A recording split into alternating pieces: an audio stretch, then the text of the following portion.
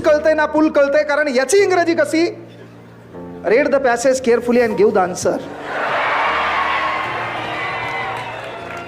याच्या इंग्रजीचे वांधे काय, read the passage carefully give the answer. मग प्रश्न पहिला, how money animal in this garden. मग हे काय करायचं, ते अॅनिमल शब्द प्रश्नात कुठे,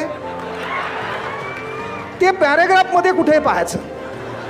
मग हे अॅनिमल आणि ते अॅनिमल एक आहे ना, मग त्याच्या मागची एक पुढची एक व फुल स्टॉप.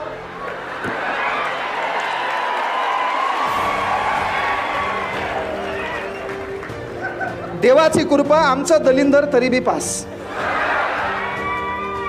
तेवढं झाल्यावर ते आता इथं आले. इथं अनेक PSIचा निकाल लागला. सृष्टीनं 127 तास डान्स केला, तिचाही सत्कार झाला.